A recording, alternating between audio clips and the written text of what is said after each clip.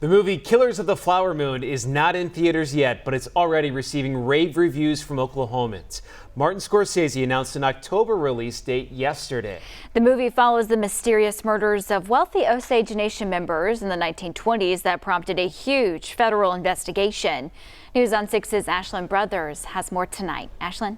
Well, Jonathan and Tatum, I talked to a man who actually got to be in the movie, and Clifton Hill tells me he loves studying Native history.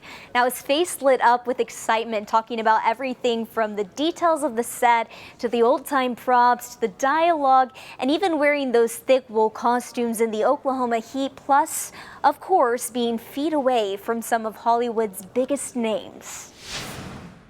I've just been on pins and needles ever since. The set of Killers of the Flower Moon is the closest Clifton Hill has ever come to time travel. That reign of terror, that they talk about, again, that was real. You see the remains of this story, scattered all through that community. Clifton plays John Bigheart on the big screen and is a member of the Muscogee Creek Nation, and both his real wife and movie wife are Osage natives. The one that was playing my wife on the set, those were her close relatives. That was her grandpa that is talked about in this movie. They talked about those things, they cried about those things. Chief Jeffrey Standing Bear says the Osage Nation was built on self-sufficiency, and he's glad those making the movie cared enough to learn about the culture and the language and immerse themselves in the history. That new movie coming out is going to highlight some of that history,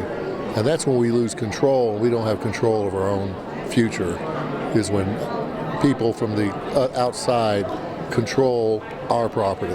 Clifton says studying history is great, but there's nothing that compares to seeing it actually come to life in front of you. And even though it's a hard story to hear, he's anxious for people to hear the truth. It's an ugly truth, but it's what happened. All the things that the Osage Nation has gone through, including this, they're still here today.